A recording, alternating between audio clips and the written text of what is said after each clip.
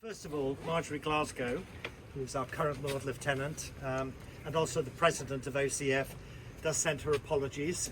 She can't make this evening and has asked me to stand in for her. For those of you less familiar with Lord Lieutenants and the Lieutenancy, just a few words. We are appointed to represent the King when required in Oxfordshire. There is Marjorie, our Lord Lieutenant. There is me, the Vice Lord Lieutenant. And there are currently, I think, 36 deputy lieutenants who are dotted around the county and selected so that we hopefully can be as representative of different backgrounds, different careers, different interests, different geographic locations. And so that group together represent the King in the county.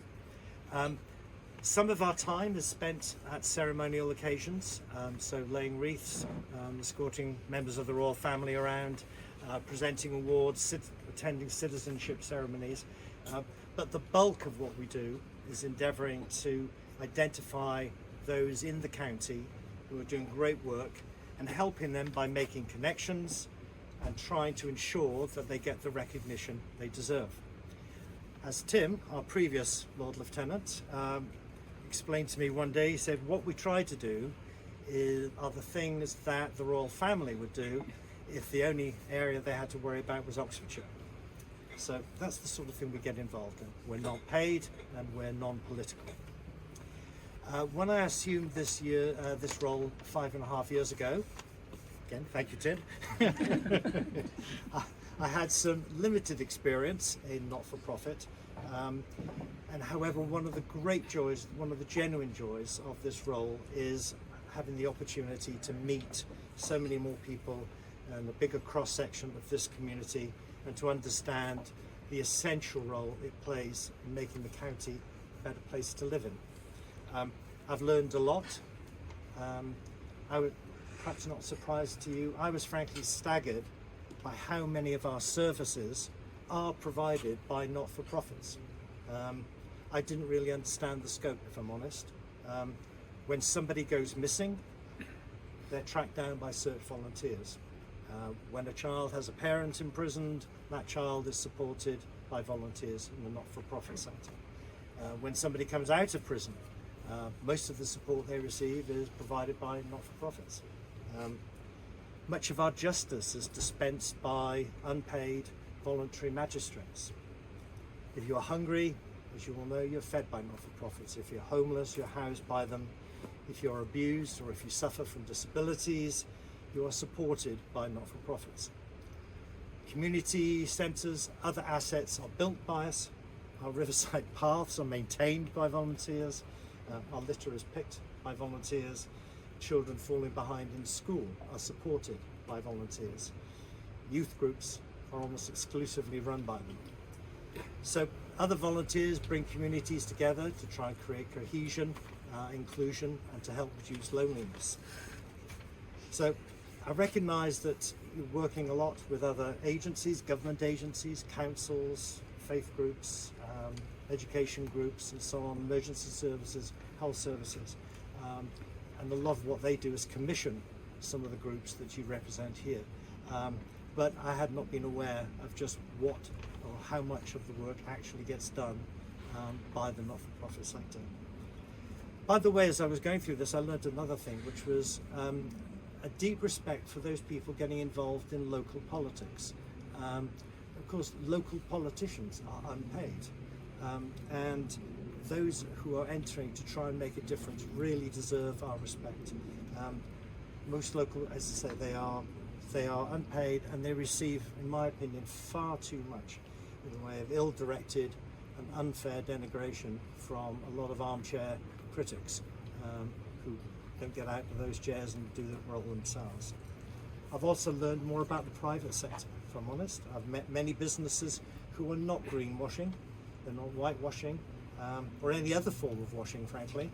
They are genuinely within the constraints that they have, trying to make a difference in the county. However, all of that leaves a big gap, and it's the not-for-profit sector in Oxfordshire that's trying to fill that gap, and this essential component. Our heritage, our environment, our animal populations are all supported by the charity sector, and of course importantly for OCF, a lot of the support we give to people in need, which is the focus primarily of OCF. I also recognise that those working in the voluntary sector cover a range. I mean, there are some people here who are volunteers, out and out, who are not getting any compensation.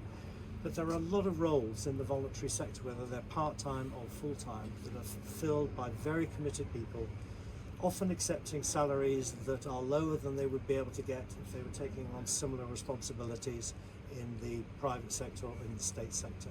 So whether you are full-time, whether you're part-time, whether you're voluntary, a really big thank you for everything that you do and for the difference that you're making.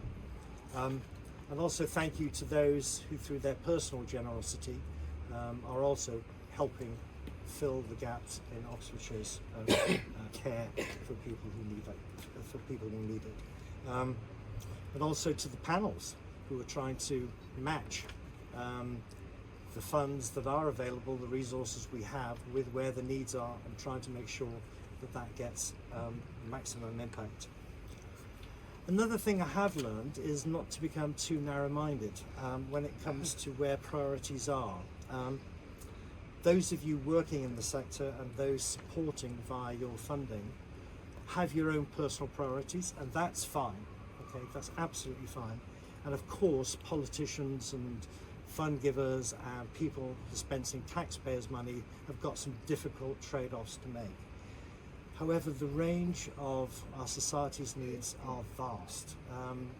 Whether it is hunger or homelessness, whether it is health or heritage, whether it's hedgerows or hedgehogs, what's important is that we identify those people who've got a real passion for that particular area and support them in any way we can, through recognition, through funding if that's available, but making sure they appreciate and we understand that we appreciate what it is they're doing. And that brings me to my final point I've learned. At the lieutenancy, well networked though we may be, we really don't know all those people and organisations in the county who are doing great work.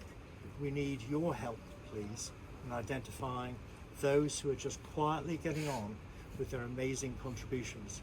So if you think there are organisations or individuals out there that ought to be recognised more than they're currently being, please get in touch with us. Thank you very much.